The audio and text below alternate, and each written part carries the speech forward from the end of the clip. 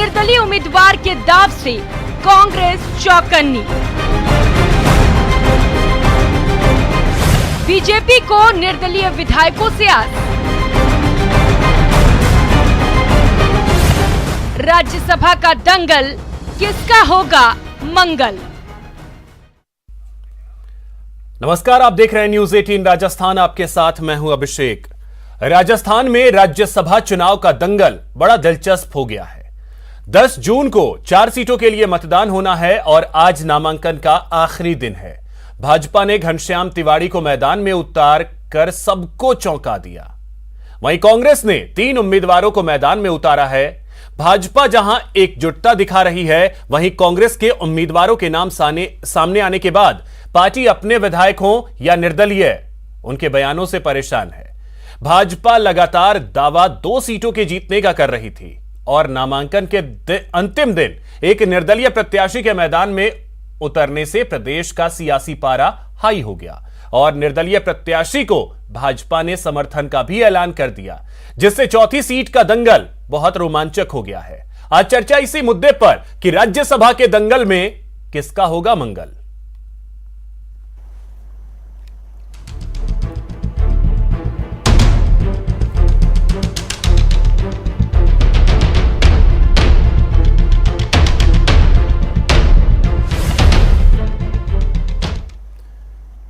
तो हमारे साथ जो गेस्ट पैनल है, सबसे पहले परिचय करवा दूं। हमारे साथ जुड़ रहे हैं आर तिवारी जी, कांग्रेस नेता हैं।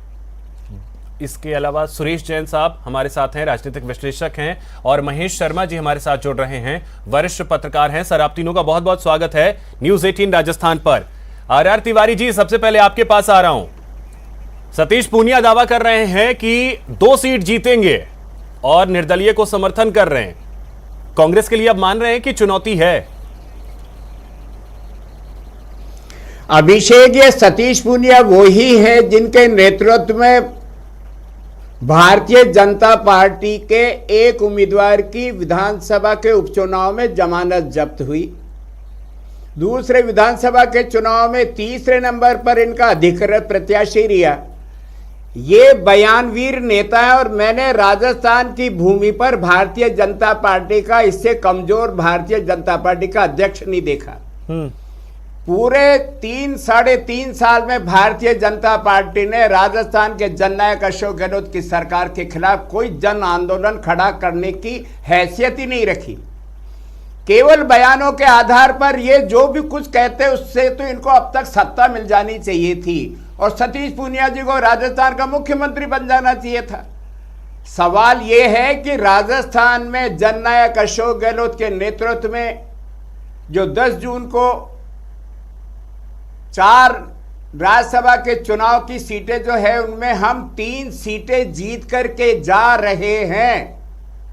इन्होंने शिखंडी की भांति चौथा उम्मीदवार जो उतारा अपनी पार्टी से, कहने के लिए तो निर्दलीय, लेकिन वो पिछली बार सुभाष जी हरियाणा से राज्यसभा के मेंबर थे भारतीय जनता पार्टी के नॉमिनेशन पर। यहां धनबल का खेल चलाने के लिए इन्होंने शिखंडी का, जैसे महाभारत में शिखंडी को पीछे करके वार किया जा रहा था, आमने सामने की लड़ाई लड़ते सतीश पूनिया तो पता लगता भारतीय जनता पार्टी। तो ये तो बीजेपी की बात हुई, लेकिन जो कांग्रेस से बयानबाजी हो रही है और जो निर्दलीय, जो सीएम के सलाहकार हैं, वो जो बयान दे रहे हैं, उस बयान के फिर मायने क्या है? भरत सिंह का वो जो पत्र है उसके मायने क्या है? मैं कह रहा हूं ना अभिषेक आपको, आजादी से पहले देश में लोकतंत्र के लिए लड़ने वाली कांग्रेस, आजादी के बाद में पार्टी में लोकतंत्र को कायम रखने वाली पार्टी कांग्रेस। हमारे यहाँ कांग्रेस के नेताओं को, चाहे वो पंच हो, सरपंच हो, प्रधान हो, प्रमुख हो, विधायक हो, सांसद हो, पार्टी के भीतर अपनी बात रखने की उन्हें पूरी छूट है।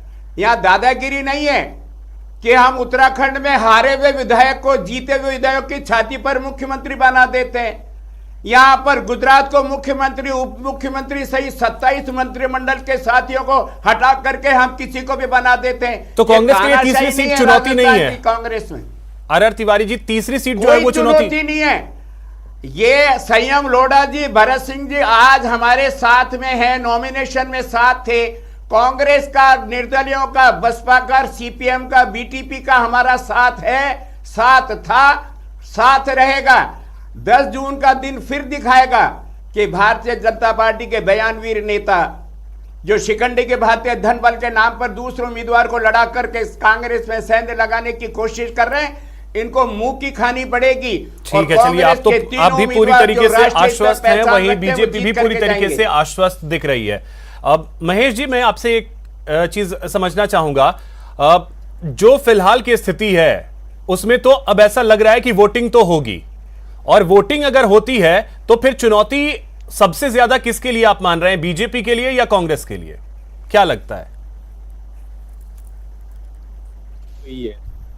कारण यह है कि दोनों दल निर्दलियों के आधार पर अब मैदान में हैं कि जो ज्यादा से ज्यादा जितने निर्दलियों का समर्थन हासिल कर लेगा, और उसी तरह से उसमें कोई सेंधमारी हुई दोनों की साइड से, तो कांग्रेस को तो तीसरे प्रत्याशी का खतरा है और बीजेपी को दूसरे प्रत्याशी का खतरा है।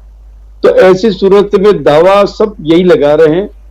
बीजेपी के पक्ष में तो बात यह है कि उसके पास 31 सरप्लस अपने क्या कहते हैं वोट हैं, और कांग्रेस के बाद 2 तो हैं पूरी, और तीसरे के लिए कुछ 15-16 अलग से निर्दलीय का समर्थन और अन्य दलों का समर्थन।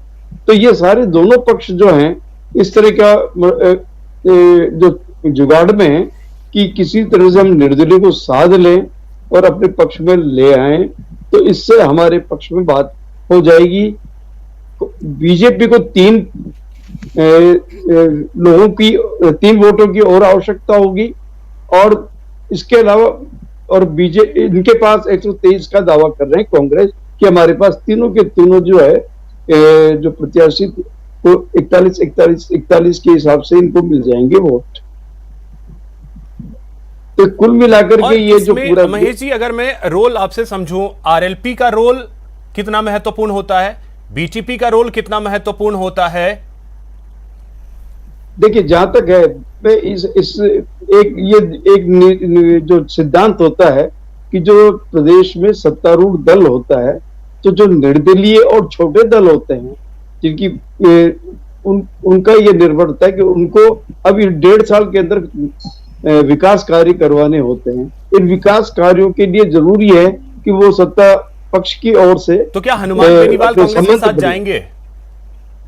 ये जहां तक है अभी तक उनका जो रहा है जो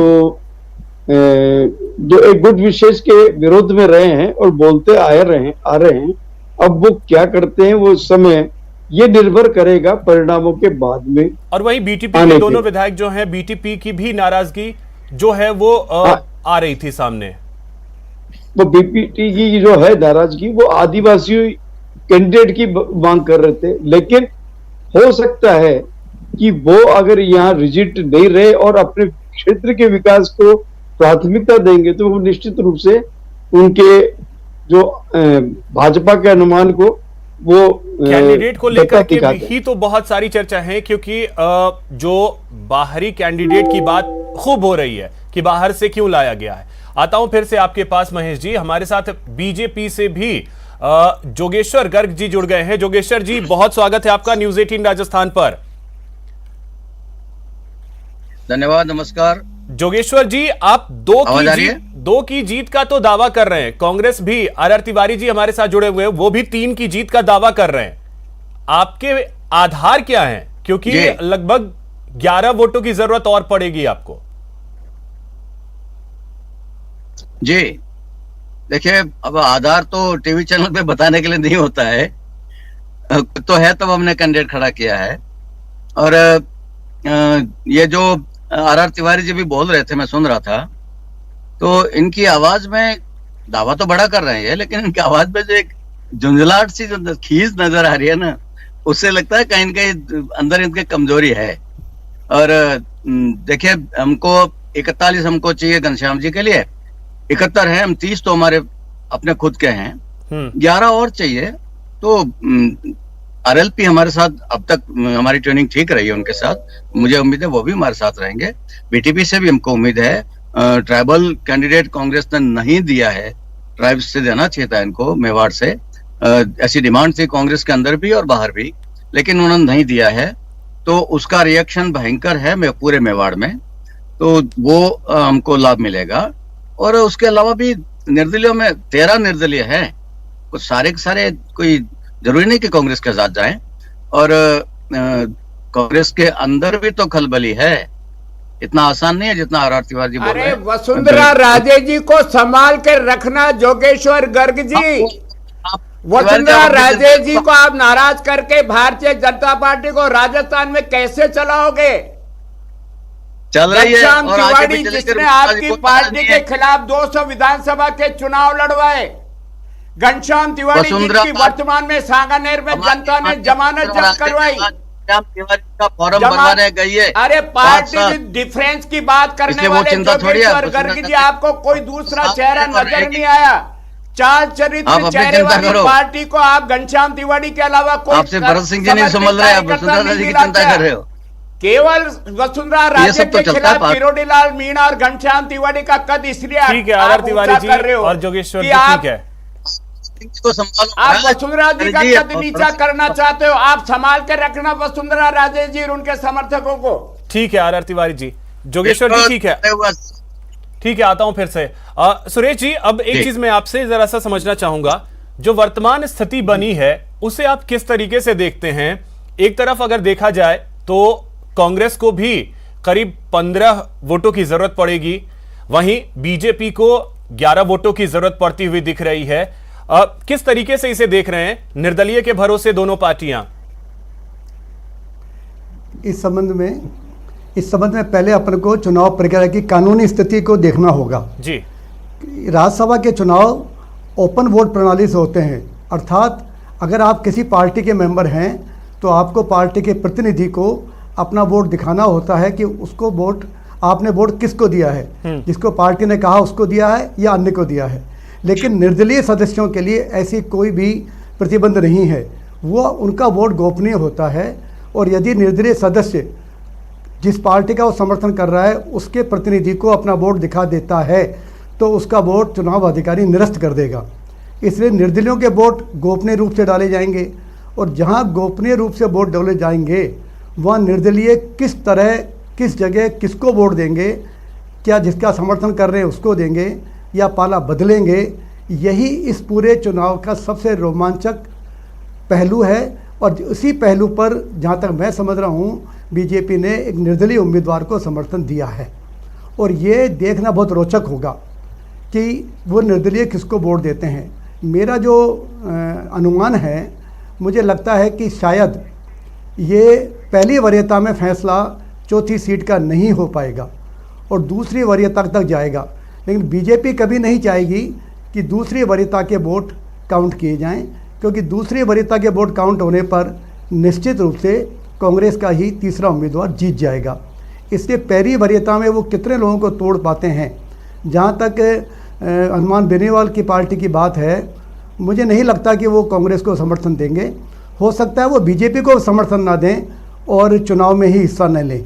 ये अभी आने वाले दिनों में स्पष्ट होगा कि वो किसको दे रहे हैं, किसको नहीं दे रहे हैं। जहाँ तक मार्क्सवादी पार्टी की बात है, वो बीजेपी को समर्थन नहीं करेगी, ऐसा लगता है। पूर्व का जो उनका अनुभव रहा है, जो उनकी विचारधाराएं हैं, उसके आधार पर इसकी उम्मीद नहीं है। तो सारा खेल निर्दलीयों के ऊपर ज़्यादा डिपेंड करेगा। अगर जैसे ये जो छोटी पार्टियां हैं, आरएलपी है या बीटीपी है या फिर आरएलडी है, अगर कोई भी विधायक जो पार्टी कहती है उससे इतर जाकर के वोट डालता है तो फिर उसके क्या मायने होंगे? ऐसा पार्टी का वोट डालना ही उसको कंपलसरी है चुनाव के तहत, लेकिन दल बदल कानून में उसके खिलाफ कोई कार्रवाई नहीं हो सकती। मान लो कांग्रेस का कोई कार्यकर्ता है, वोट एमएलए है और उसने वोट बीजेपी के व्यक्ति को दे दिया, तो पार्टी उसके ऊपर पार्टी लेवल पर कार्रवाई कर सकती है। उसको अपने कांग्रेस पार्टी से निष्कासित कर दे, उसको सस्पेंड कर दे, और कुछ जो करना है वो कर दे, या चूंकि इनकी सरकार है उसके क्षेत्र में काम ना कराए या और कुछ कर दे, लेकिन उसके खिलाफ दल बदल कानून के तहत कोई कार्रवाई नहीं की जा सकती। सिर्फ विधायकी पे कोई असर नहीं पड़ेगा कि उसे विधायकी पर कोई असर नहीं पड़ेगा। इसलिए ऐसी संभावना भी कांग्रेस लगा के चल रही है कि वो जब बीजेपी निर्दलीयों को तोड़ने का प्रयास करेगी, वहाँ कांग्रेस हो सकता है बीजेपी के भी कुछ लोगों को तोड़ने का प्रयास करे। ठीक है, ऐसा पूर्व में कई बार हो सकता है। ठीक है सुरेश जी।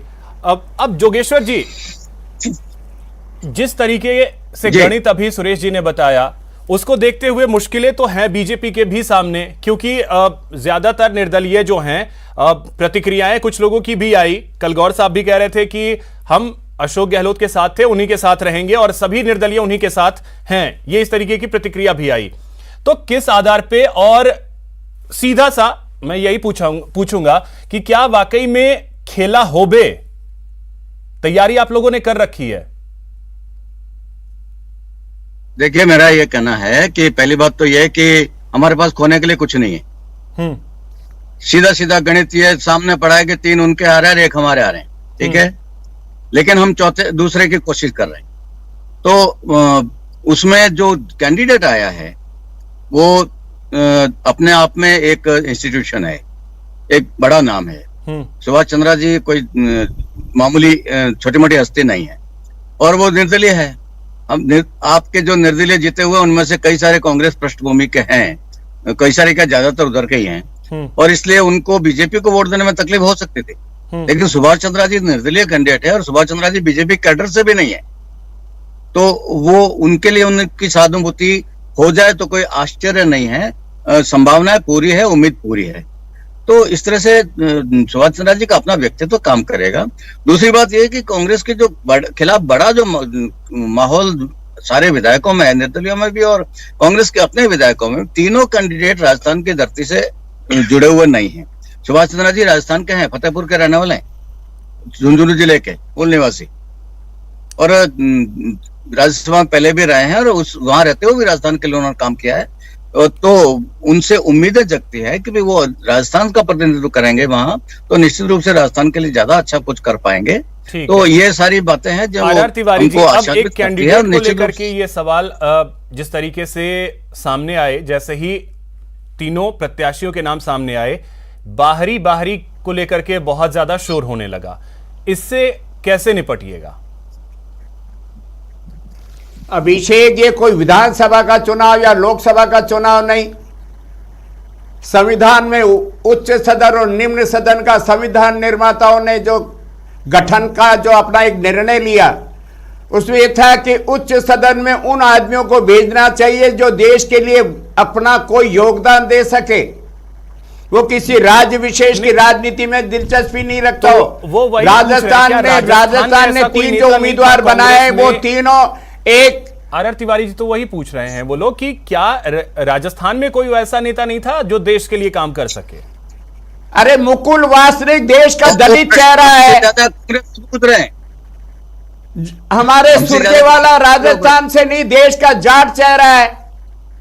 प्रमोद तिवारी राजस्थान से नहीं, देश के ब्राह्मण चेहरे हैं, और तीनों का योगदान देश की राजनीति में। आप इसको किसी राज्य से बांधो नहीं। लोकसभा में तो 25 लोकसभा के उम्मीदवार अगले 24 में हम लड़ाएंगे। विधानसभा में हमारा स्थानीय साथी 200 आदमी चुनाव लड़ेंगे।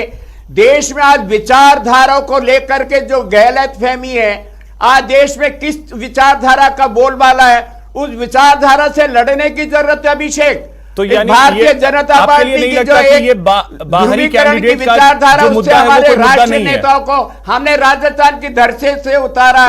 देश के लिए हमने एक बड़ा काम किया है। लोगों को हम विचारधारा से बचाना चाहते हैं। तो बाहरी कैंडिडेट का जो मुद्दा है वो कोई मुद्दा नहीं है।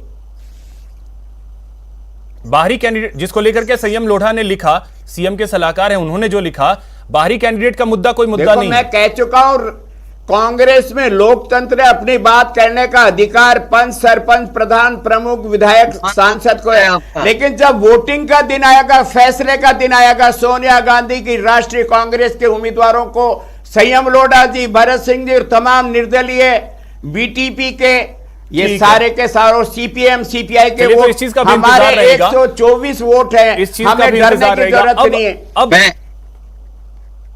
जल्दी से मैं एक मिनट लेना चाह रहा हूँ, जल्दी से जोगेश्वर जी। जी कांग्रेस के लोकतंत्र का उदाहरण दे रहा हूँ। एक इंदिरा जी के समय में राष्ट्रपति का चुनाव हुआ था, नीलम संजीवा रेड्डी और बीडी जत्ती साहब, और उस समय कांग्रेस का अधिकृत उम्मीदवार हार गया था, और इसलिए हारा था क्योंकि उस निर्दलीय उम्मीदवार को कांग्रेस के सारे वोट गए थे। तो ये आंतरिक लोकतंत्र बहुत मजबूत है। आत्मा की आवाज के नाम पे उन्होंने वोट दिए थे उसमें, और उससे मुझे उम्मीद है के भरोसे कि बैठे इस हैं। बार अब देखिए आत्मा की आवाज किस किस की जगती है और किस तरह के लिए जगती है। ठीक है महेश जी, जगदीश चंद्रा को धनबल की ताकत पे लेकर के आए, शिखंडी के भांति अपनी ठीक है सामने की लड़ाई नहीं लड़ महेश रहे। जी, अभी एक कमेंट में अगर आपसे सुभाष चाहूंगा, चंद्र को लड़ाते तो क्या भारतीय ये जनता मुद्दा जो पार्टी है के बैनर पे लड़ाते। आर तिवारी जी, जो तिवारी जी, ठीक है तिवारी जी और तिवारी जी और गर्ग जी, ठीक है महेश जी, क्या ये जो मुद्दा रहा है बाहरी का, ये मुद्दा मैटर करेगा इस चुनाव में? मैं समझ रहा हूं कि ये मुद्दा हो सकता है अभिव्यक्त करने, अपनी पार्टी के भीतर का रोष प्रकट करने के लिए एक माध्यम बन सकता है। लेकिन मैं जो जिस चीज को देखता हूं कि विकास के अगर मुद्दे पे या काम के क्षेत्र में अगर काम करवाना हो, तो ये जो निर्दलीय विधायक हैं खासकर, वो ये चाहेंगे कि हम कांग्रेस जो मौजूदा सरकार है उसके पक्ष में दें, क्योंकि हमें 1.5 साल बाद में फिर चुनाव में जाना है। तो ऐसी स्थिति में एक संभावना बनती है।